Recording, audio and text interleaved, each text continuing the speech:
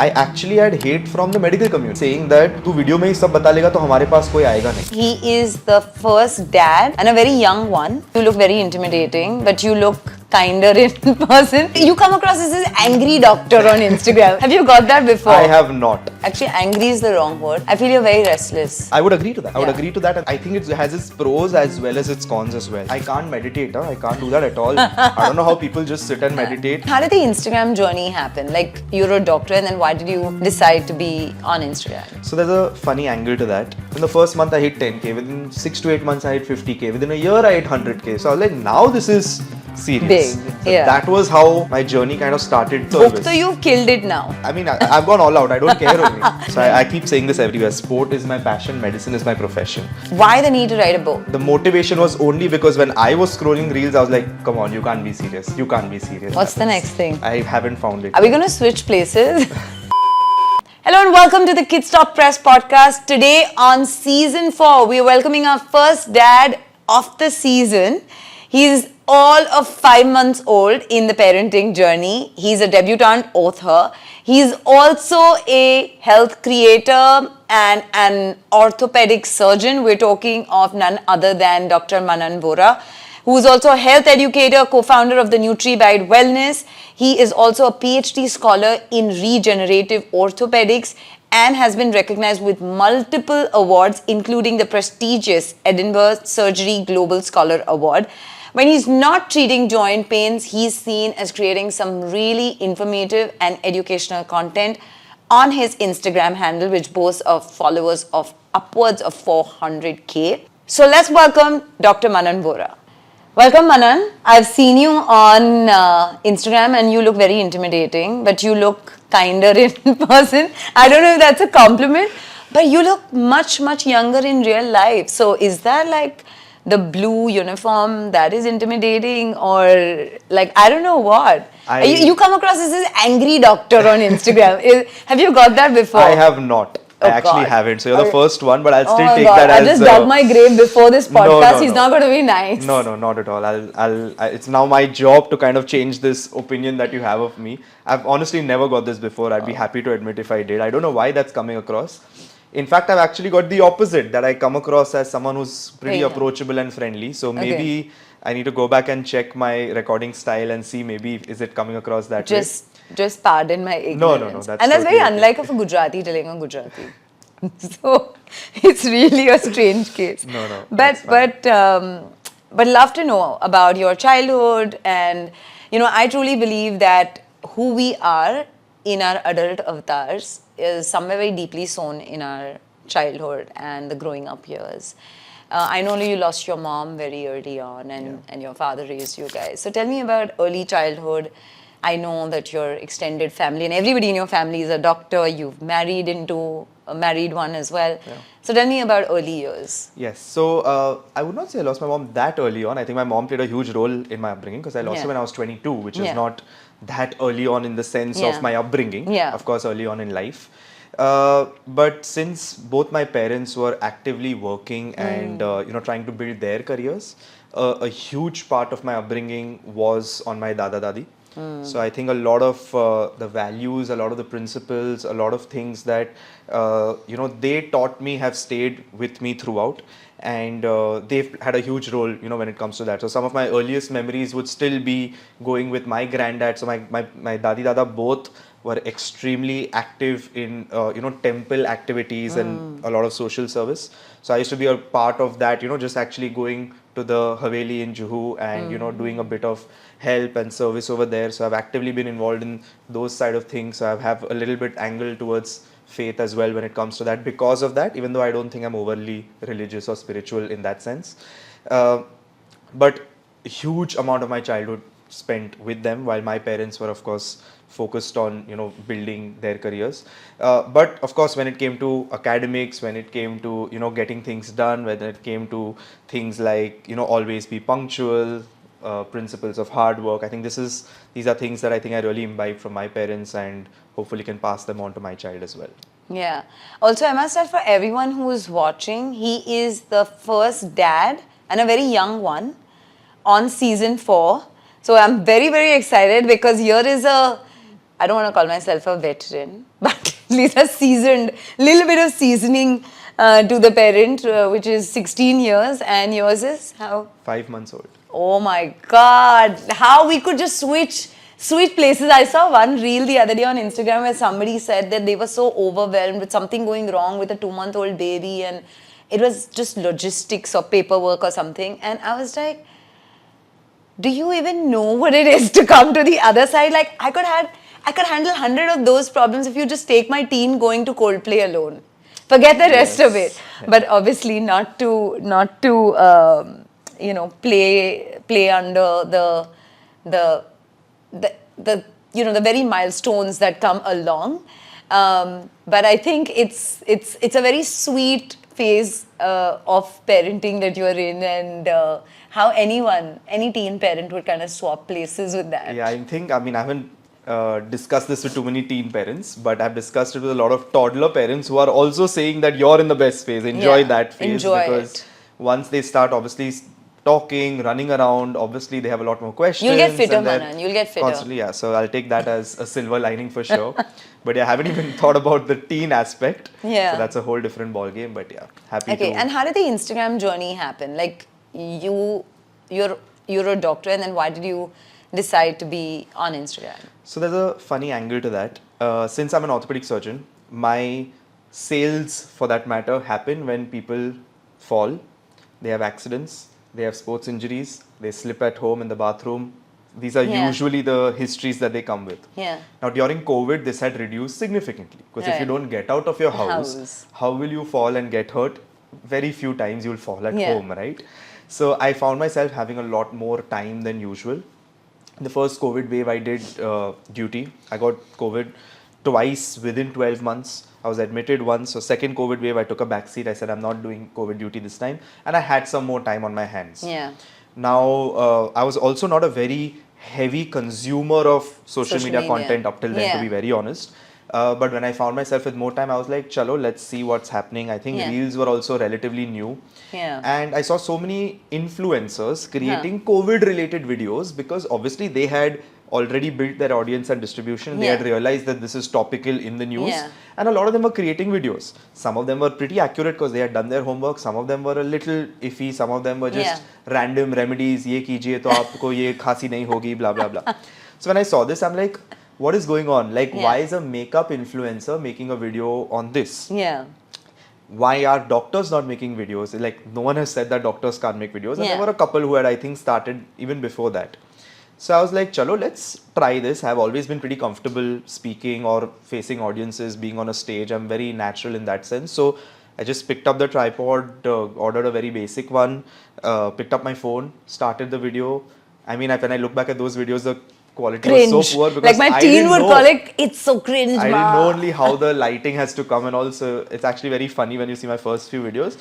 But I was like, chalo, let's do it. And just 5 days after I had started, I put out 2 or 3 videos in 5 days. There was a huge news about these doctors getting beaten up because some relatives passed away due to COVID. Some patient passed away due to COVID, and the relatives beat up the doctors, blaming them. So I made a video on violence against doctors and why this should not happen. Yeah. That video, which was probably my 4th or 5th video on my 7th or 8th day, went absolutely viral. Varun Dhawan shared it on his Instagram story. That's how viral it went. Yeah.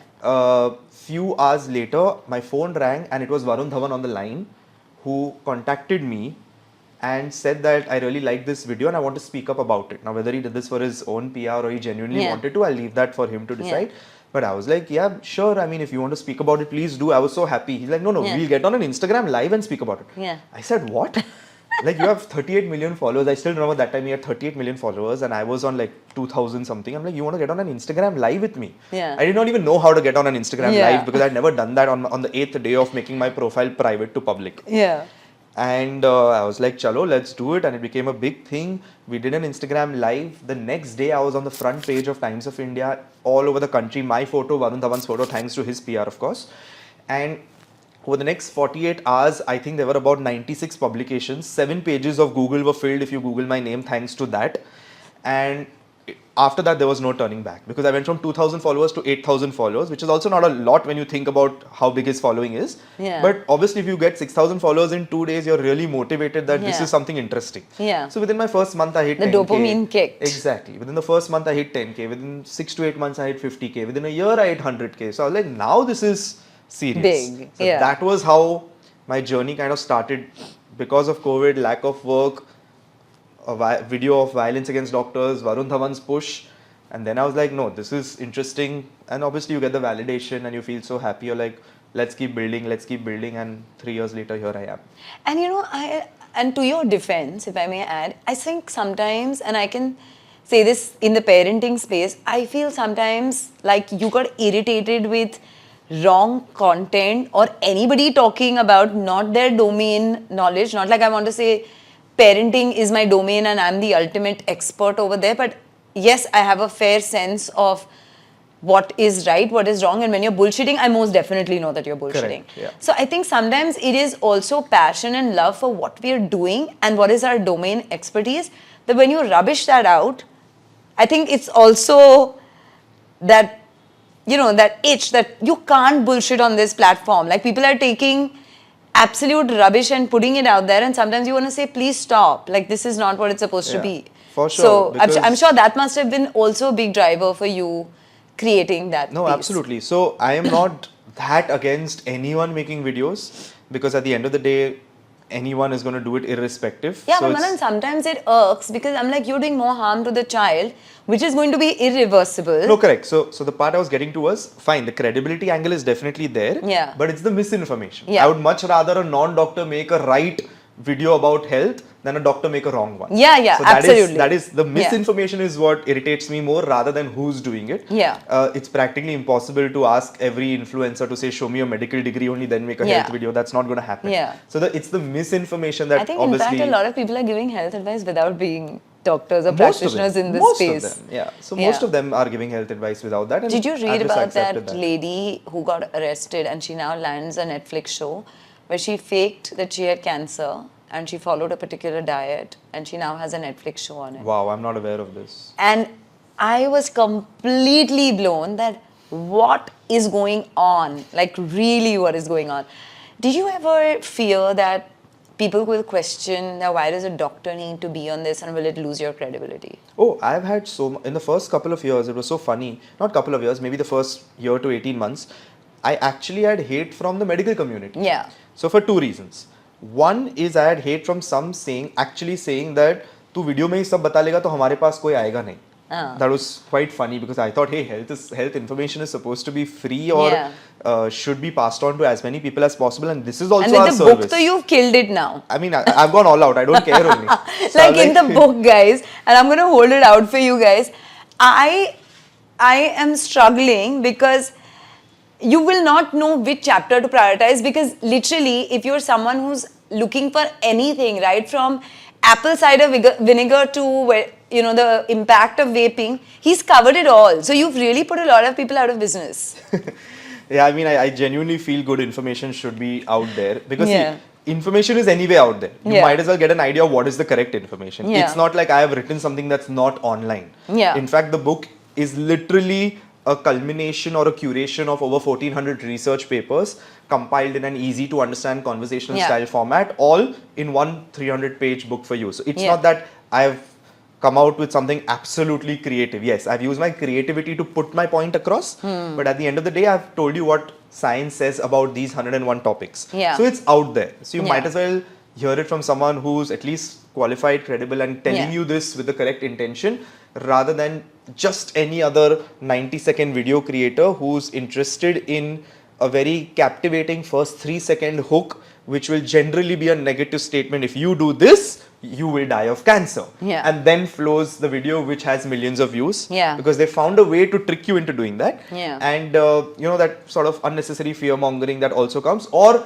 on the other side, selling of products that otherwise don't really have an impact on your well-being. So that was the idea behind creating something that outlives me, rather than a video that lasts for 3 to 5 days and is just dead for the next video to pick up. But you were telling me all the hate that you got when you launched. Correct. So that was, so one angle was of course doctors saying that if you're going to share everything on social media, why will people consult us? Or this is not something that should be shared on social media. And I've never named medicines or named dosages or something that Thank God. would anyway tell I hate someone. when people put prescriptions out there. Like So, it's.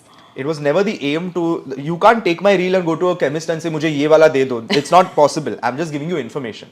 Secondly, I started getting messages from even doctors from some of the AIMS institutes who could not understand why someone is doing this. This is, I'm talking about like late 2021, early 22, where I had statements saying, obviously तुम्हारे पास तो patients नहीं होंगे तो ही इतना time होगा. Correct. Like it's just an automatic understanding that if you have time to make videos, you're not spending time in the hospital. Yeah. And now move to 2025, if you see the number of doctors on social media, forget the ones who are educators or content creators, which is like the category I'd like to put myself in.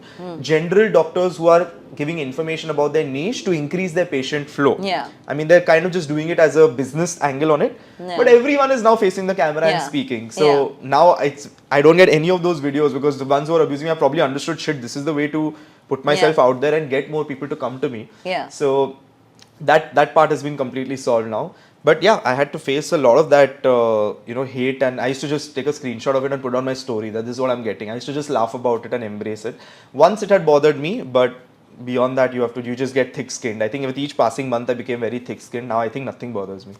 But Manan, you're making it sound very easy and very, like you were just born to do this. But the fact is that you have a day job, and this is, I don't think it's a side hustle, but it's not your primary bread and butter. So how do you compartmentalize your day to saying, I need to spend so much time reading, and especially in your space, things are evolving, so much more research is being done, new tools are being implemented, technology is kind of taking, shaping things. So how do you compartmentalize your head into saying, this is how much time I'm going to give myself and my profession, and this is how much time I'm going to give to social media?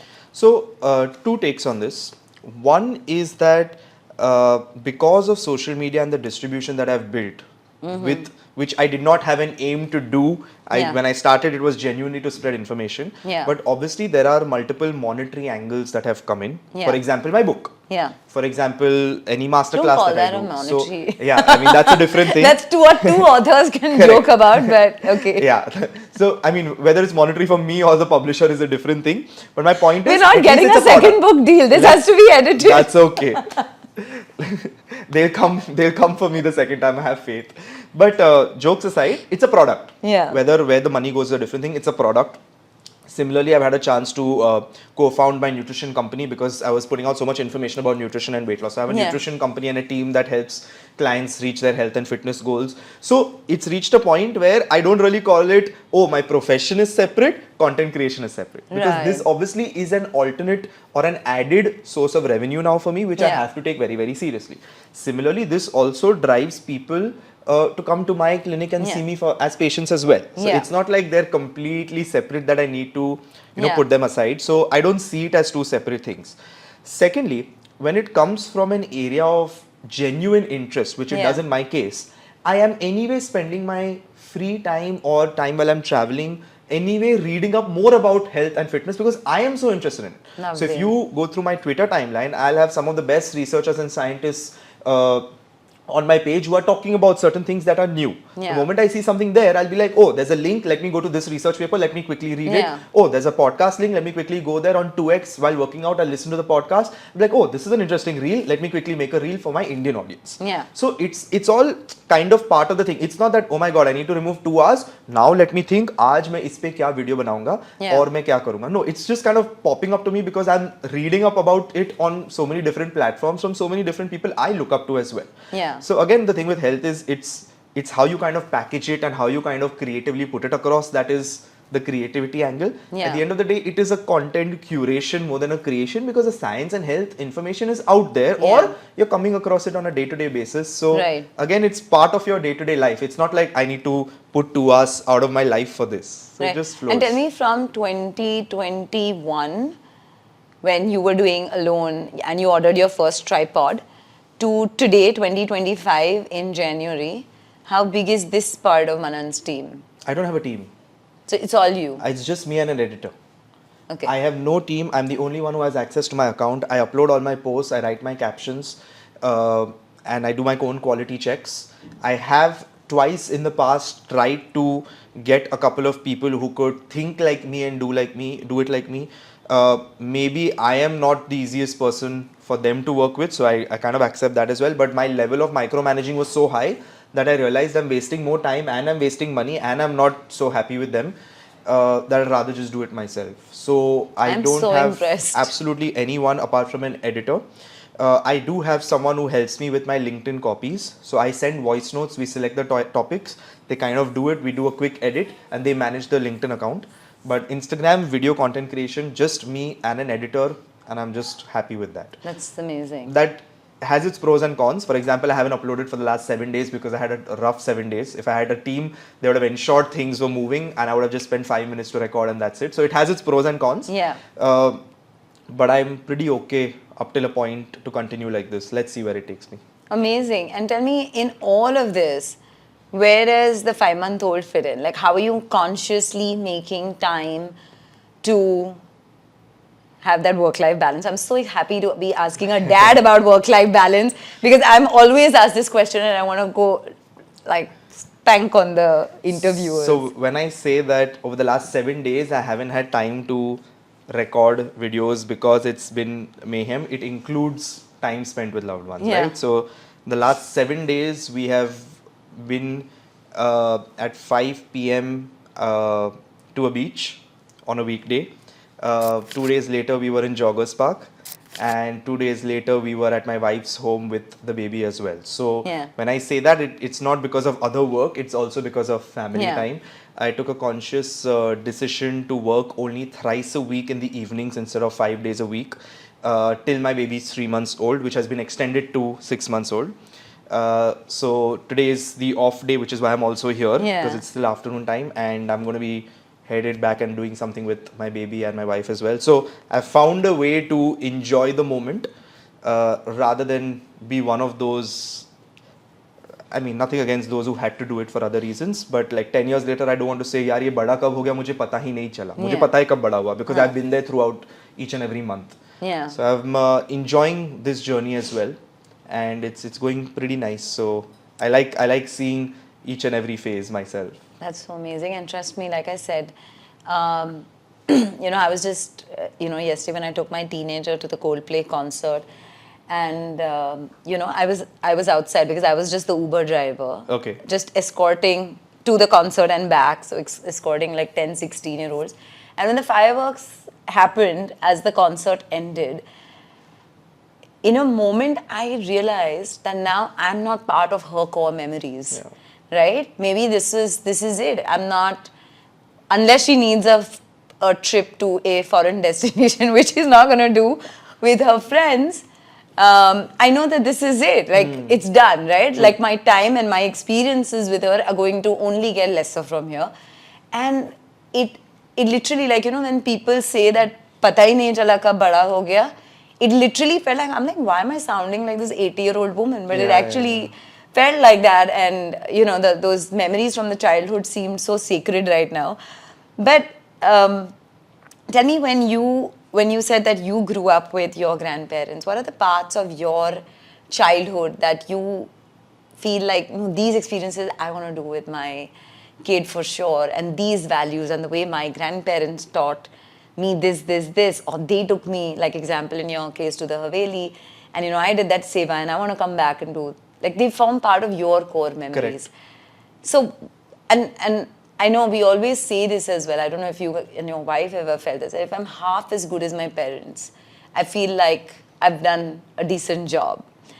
So what part of your childhood would you want to plug and play back? So I think since my situation was a little different, I think I am in a position today to say that thrice a week I will only work and not 5 times a week is because my parents kind of hustled their way through that, because my grandparents don't really come from a time of wealth or a certain level of lifestyle, which my parents have been able to provide for me because they have worked 12 to 16 hours relentlessly, both of them, throughout my childhood. So which is why I'm possibly in a position where I can say, hey, I'll work thrice a week, which is something that other dads may not be in a position to do. So I'm not trying to play a, oh my God, I'm caring only about my child kind of card. I'm understanding the privilege I'm now coming from, and that I'm able to make this sacrifice to, making a little lesser money every month, but enjoying the moment. So that kind of sacrifice is something that I'm not in a position where I need to make,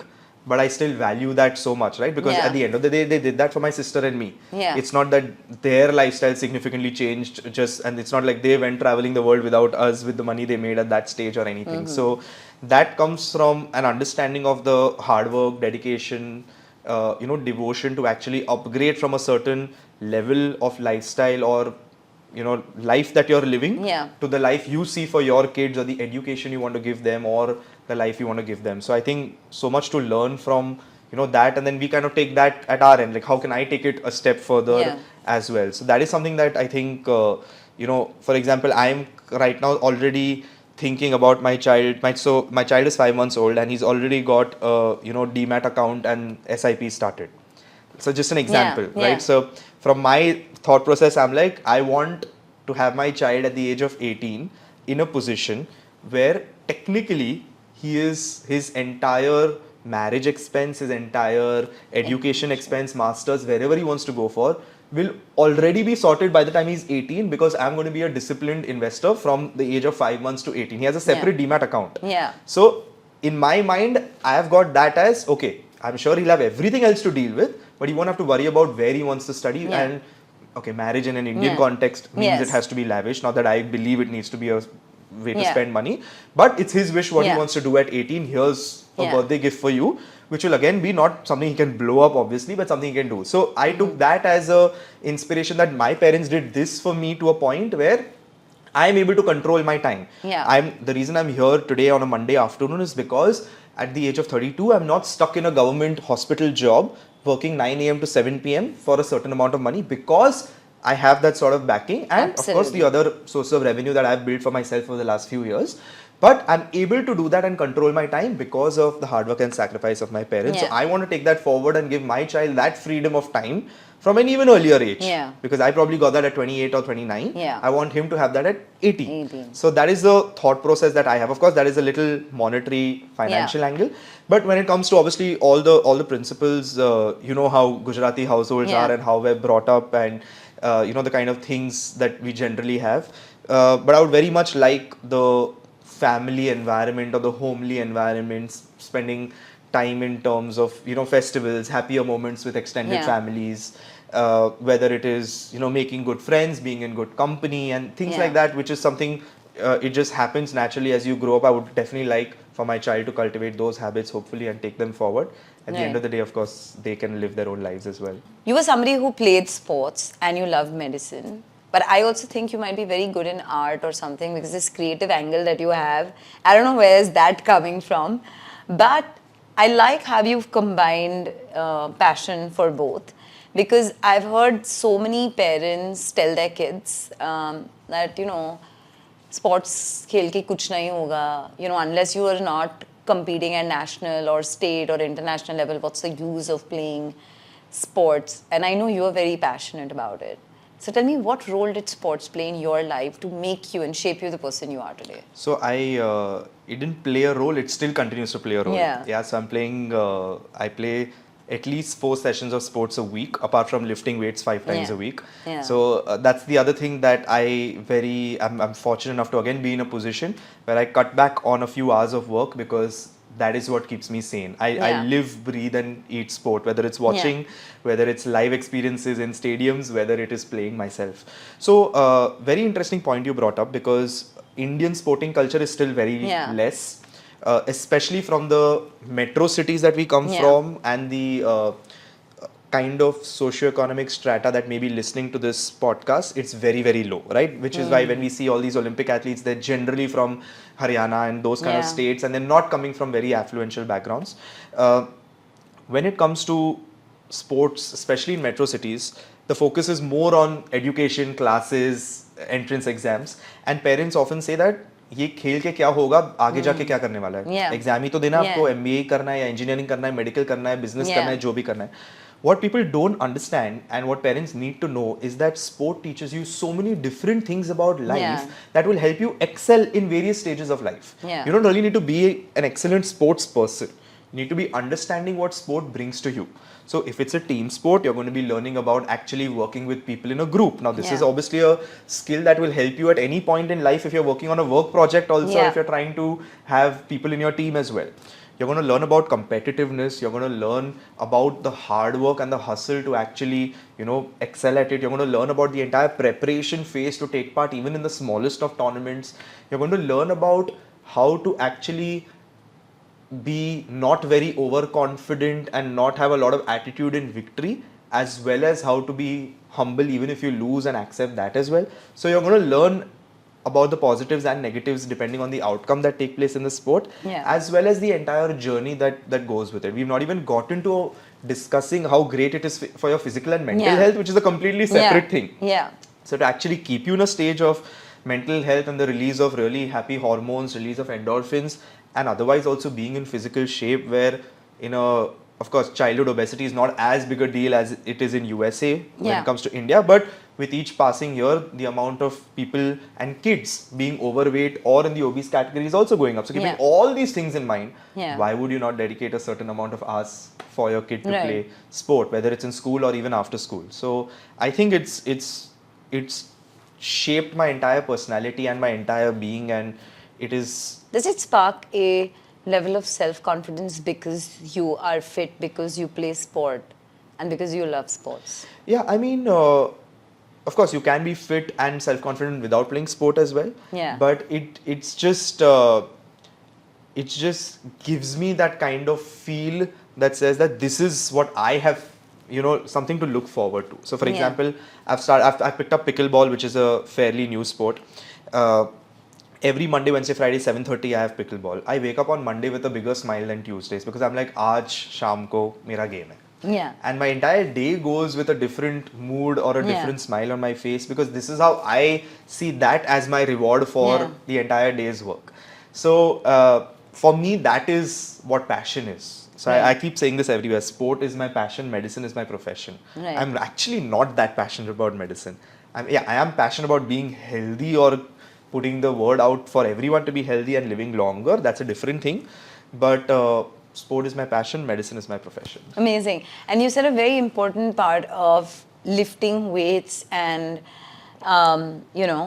doing muscle and resistance training. And I've read in the book, and we obviously have close to about 80% women on our platform between the ages of 28 to 45. And Instagram can be so deceiving when you are seeing skinny women not doing resistance training when that's what's going to hold us sport later. Absolutely. So talk to me about resistance training, especially for women. Correct. I think women need it way more than men because men have a lot more testosterone that gives them that protection as well. But women, and in that age group, if they incorporate weight training and resistance training, your body will only thank you in your 50s, 60s and 70s. Post menopause, due to the hormonal changes, bone density goes down. Osteoporosis is a very common thing that can happen to women with their bone density going down, their fracture risk increasing, they get a lot of joint pains, bone issues. All of this very simple to prevent. Just lift weights as soon as possible. Start lifting weights as soon as possible.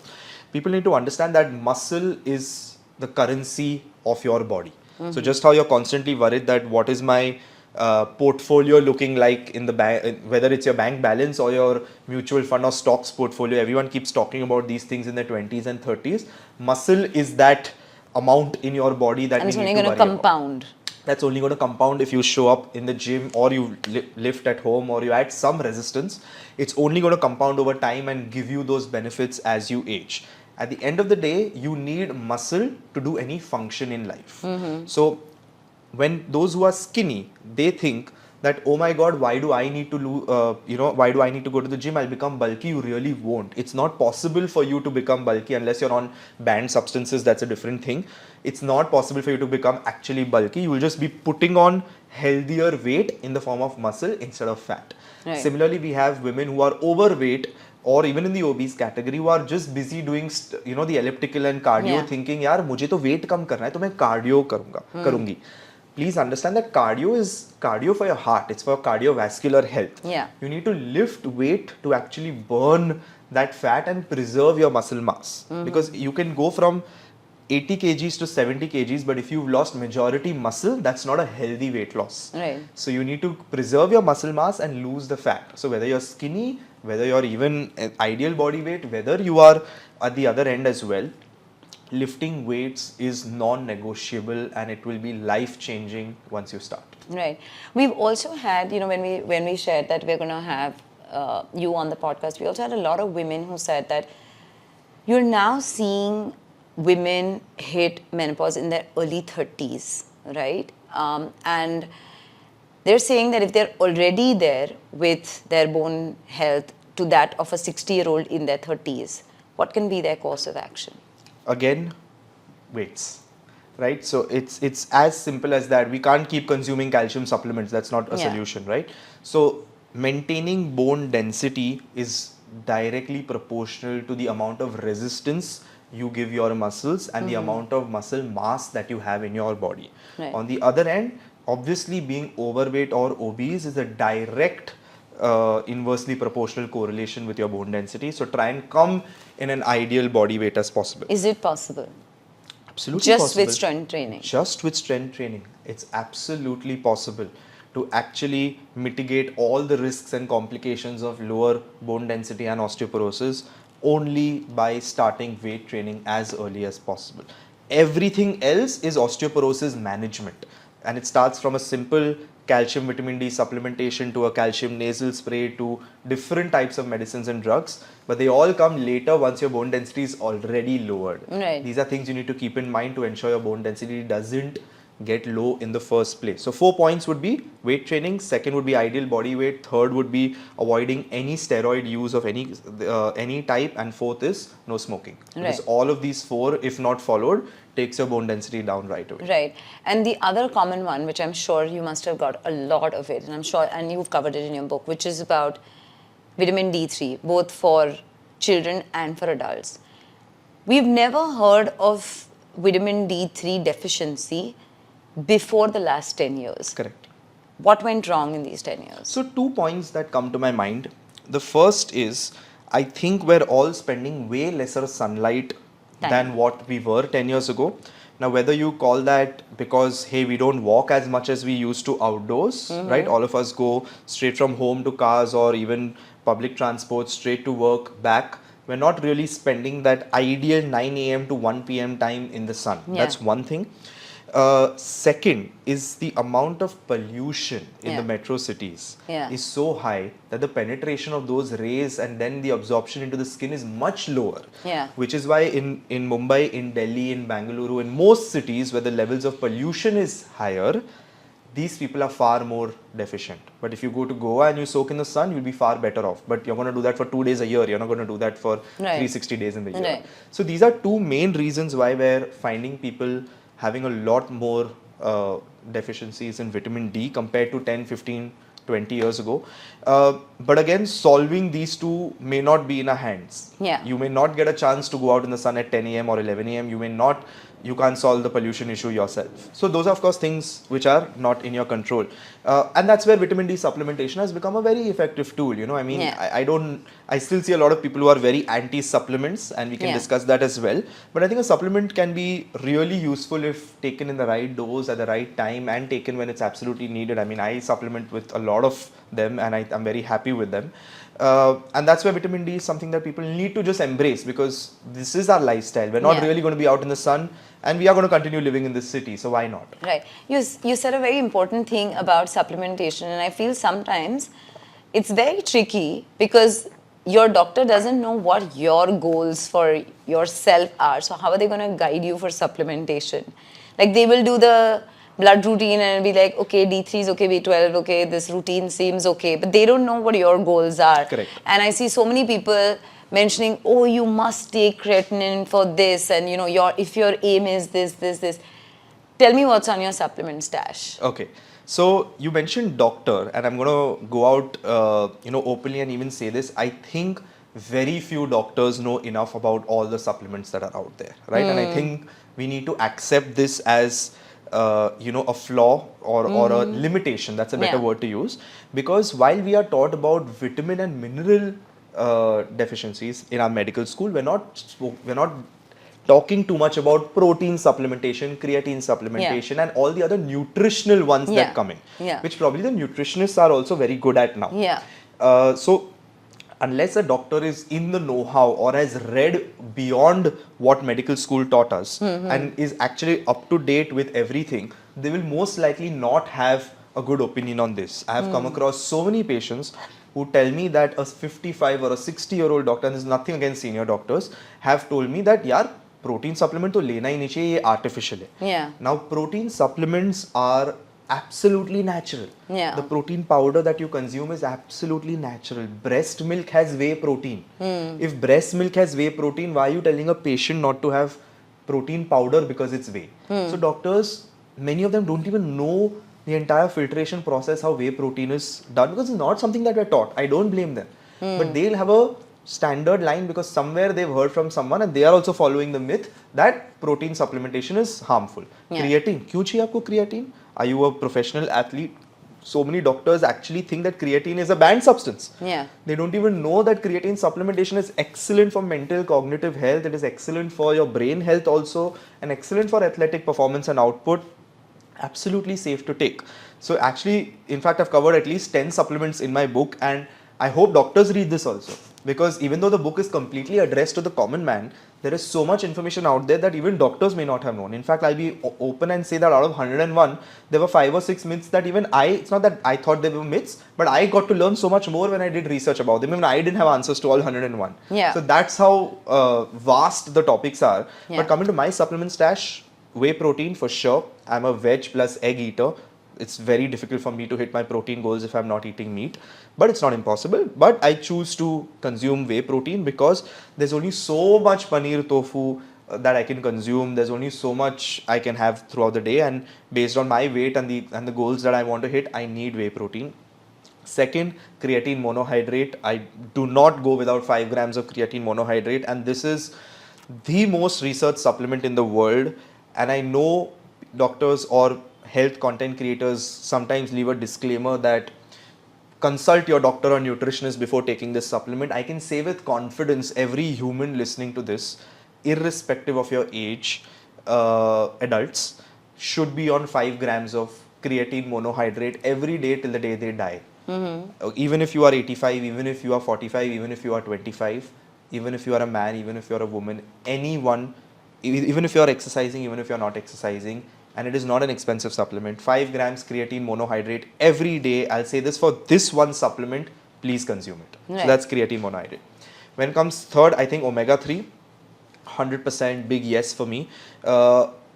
And again, something everyone can consume, because it's very difficult even for a non-veg eater to say that I'm having itna seafood that I'm getting all the omega-3 that my body requires in a day. So these are 3 that I think are non-negotiable and you don't really require a doctor's prescription for.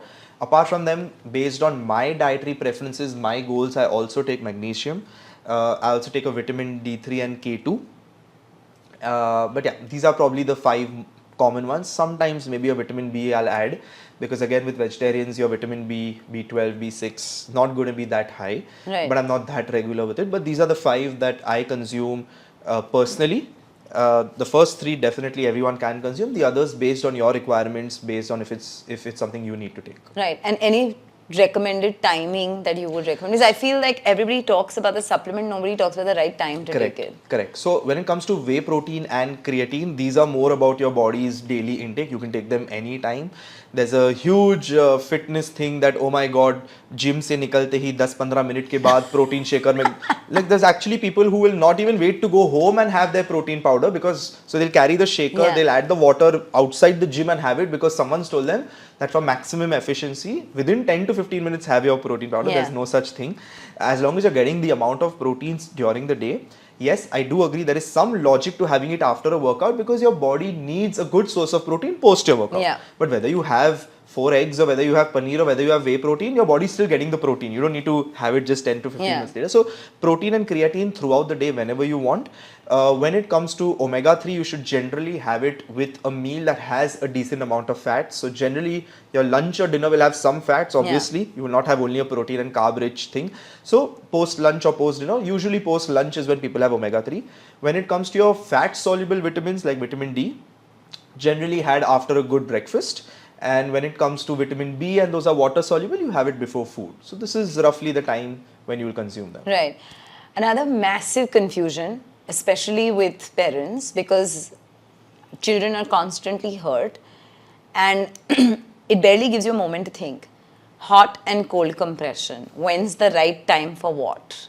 So I'm sure you get a lot of that. absolutely, that's in fact one of my most viral videos as well. Is hot and cold? Hot and cold. So always, whenever anyone is hurt, injured, fallen down, it's always ice.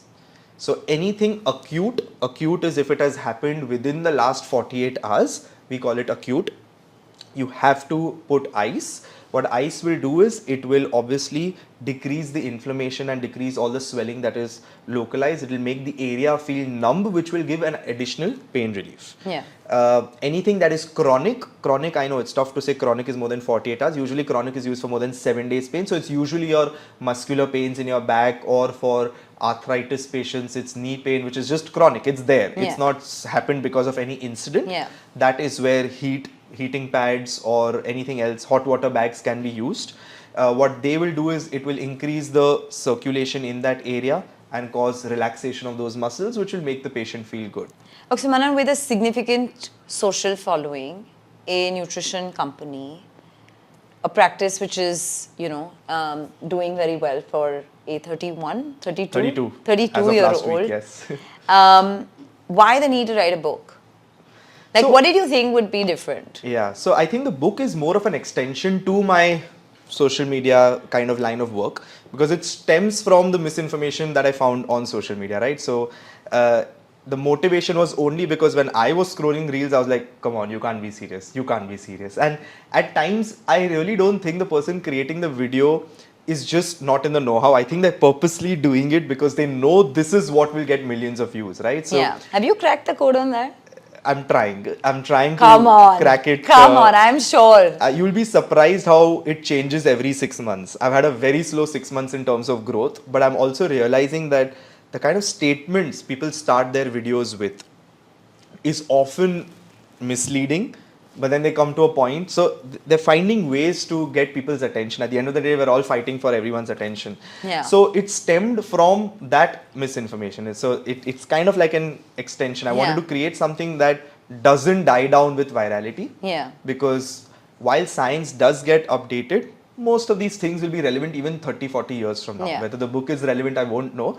But the idea is to create something that outlives virality, and that was the motivation behind putting it in print. Right. I'm also a sucker for new challenges, and it gives me that sort of adrenaline rush that, can I do this? Let's test myself. Yeah. So that is the motivation for me, that chalo ye bhi kar liya, ye bhi karna hai abhi. So I'm looking for now the next thing. Let's see. What's the next thing? I haven't found it. Are we yet. going to switch places? Are you starting a podcast? I have had a few ask me that, but I've realized it's quite a time-consuming and difficult thing. Maybe someday when the time is right.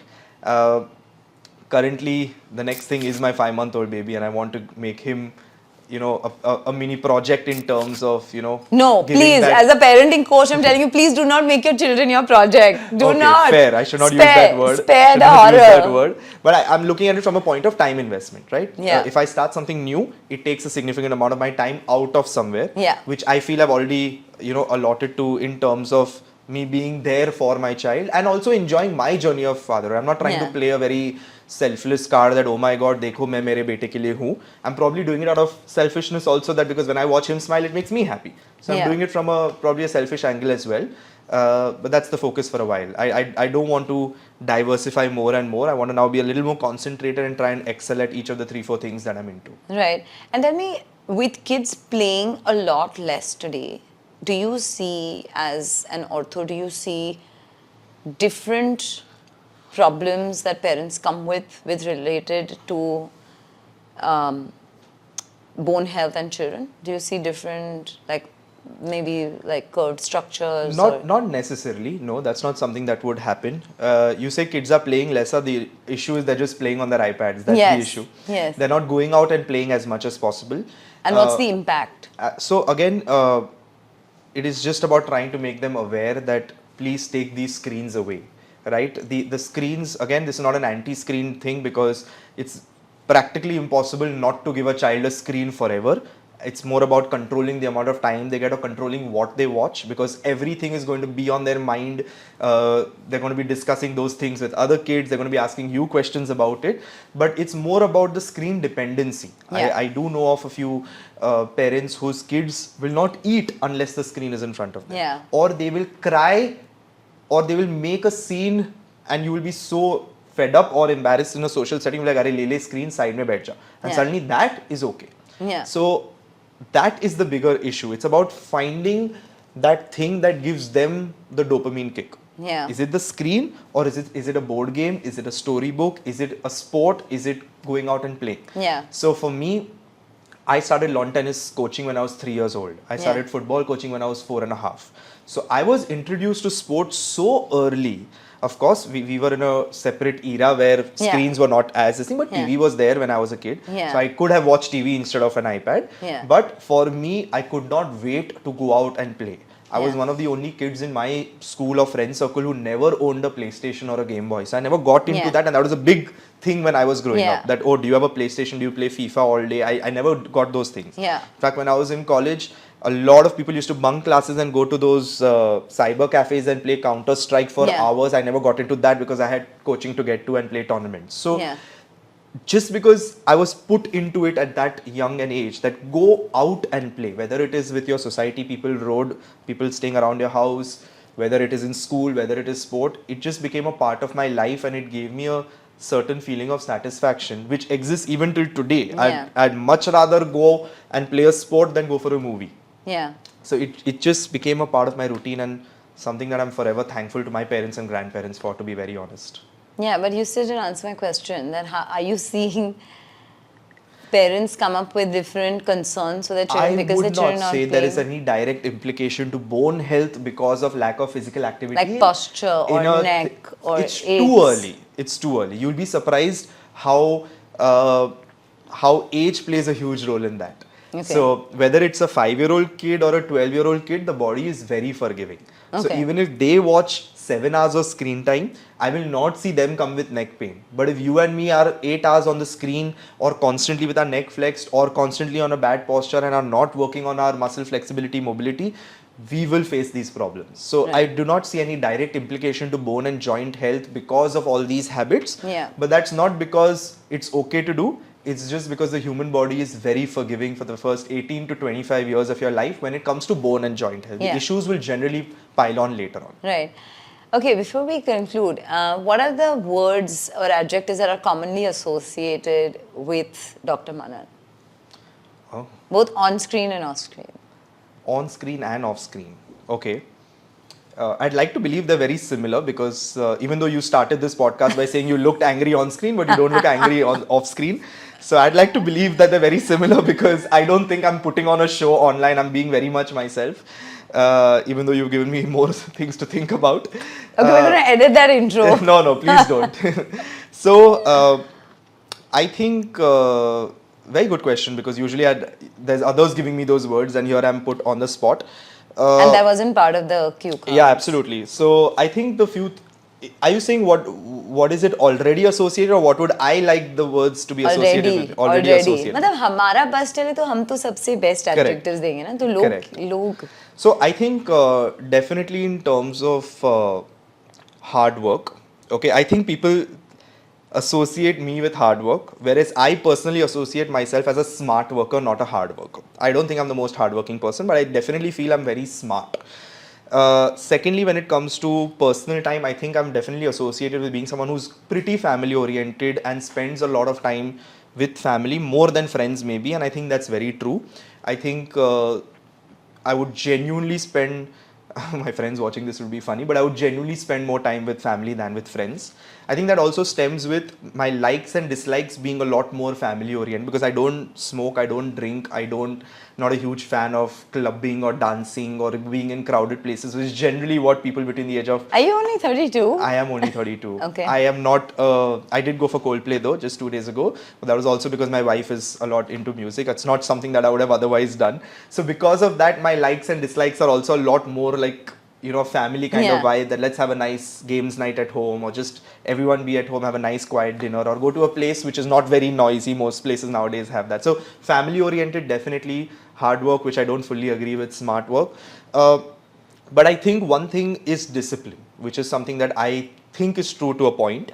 I am pretty disciplined in the sense of sticking to a particular routine and doing things that are monotonous, even though they may come across as boring. Are you a creature of habit? Sorry? Are you a creature of habit? I'm absolutely a creature of habit. Having said that, it's also that I'm not the most successful at changing things up. So sometimes the change takes longer for me as well. It irks you? So doesn't irk me. I don't think it irks me. Do you go off mode when things don't go as per schedule? No, yeah, I don't. That way I don't. But I like a certain... So for example, I swear by my Google Calendar. Okay? Like my Google Calendar... My team by the end of this 4-episode podcast is going to say, मतलब ये सब लोग ऐसे होते हैं जो ये couch पे बैठते हैं. Just the previous episode we were talking about Google Calendar and my obsession. So my Google Calendar decides my day and my routine, and I love it that way. Guys, I'm not the only one. There are times I don't even know what I've written over there because I've blocked it some other time. But if it's written in the calendar, it will be followed. So I think that discipline is there. That's a good thing, no? That people who are worthy enough to make it on this couch are following that common thing, that they have that level of discipline. And I think the last thing would be a kind of a go-getting attitude, because I think I do have that. And I think my audience online has also perceived that. I've got a lot of messages from even other influencers and creators saying that, yaar, tu baithta nahi hai, yaar, you're constantly... chasing the next thing. I see you as very... Actually, angry is the wrong word. I feel you're very restless. I would agree to that. I would agree to that, and that has... I think it has its pros as well as its cons as well, right? I can't meditate. I can't do that at all. I don't know how people just sit and meditate. I can't do journaling. I can't do meditation. ये होते ही नहीं This is the opening line. So this is the opening edit. And I've actually taken corporate wellness webinars where I've spoken about the importance of... Because I believe in the importance. It's just that I can't do it. So I am preaching there, which I can't follow. पर मैं 2 minute भी नहीं बैठ सकता हूँ एक जगह पे. And I am very restless. But it doesn't, my go-getting attitude or thing does not come from, oh my God, I feel I have not achieved enough, I want to achieve more.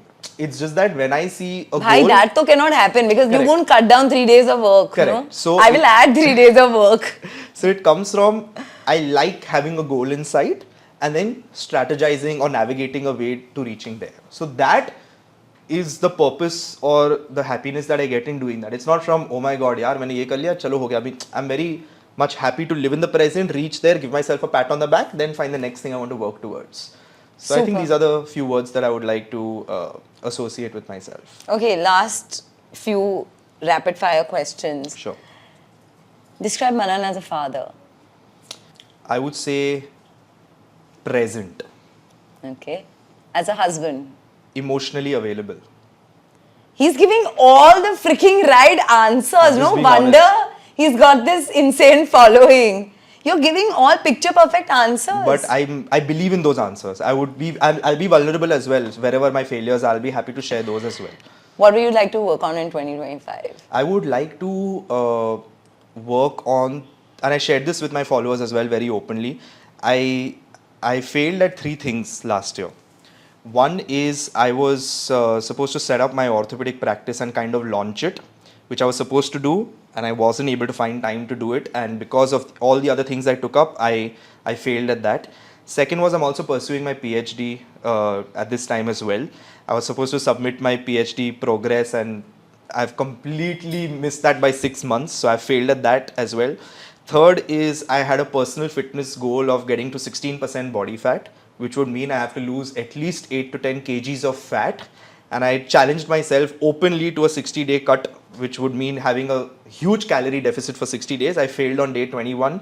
Diwali and all came. I started eating and enjoying. So these three things I really failed at in 24, and I want to not have new goals, but get back to these three in 25. So let's see where I am in 25. Okay, super. Thank you so much for this conversation. Thank you for having me. Parenting tips, celebrity interviews, recipes, conversations with experts, DIYs, and lots more. Subscribe to Kidsstoppress now.